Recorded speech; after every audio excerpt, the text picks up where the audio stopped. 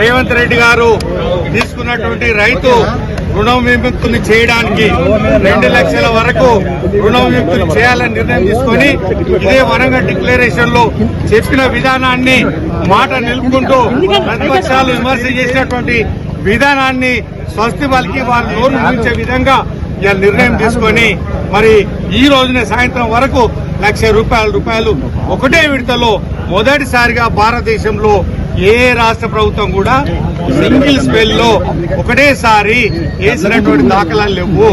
ఇలా అకౌంట్లలో పడుతున్నాయి. రేపటి భవిష్యత్తులో 2 లక్షల వరకు కూడా పడబోతున్నాయి.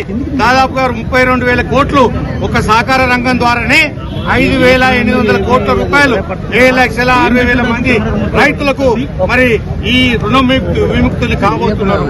ఇది చాలా వరకు ఈ చరిత్రలో, ఈ బ్యాంక్ చరిత్రలో, మరి ఈ భారతదేశ చరిత్రలో ఎప్పుడూ లేనటువంటి విధానం కనబడుతూ ఉన్నది.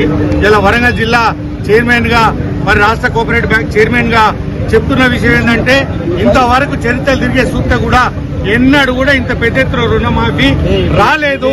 ఒకటేసారి వచ్చింది, మిత్తులకు మిత్తి కొట్టుకపోయి ఆ మిత్తులు కట్టుకుంటూ పోయింది తప్ప సగం వేసి 4 సార్లు వేసిన పరిస్థితులు ఉన్నాయి. ఆ పరిస్థితులలో మిత్తులకే సరిపోయినాయి. ఇవాళ ఎట్ ఏ టైం మిత్తుతో సహా కొట్టుకుపోతున్నది.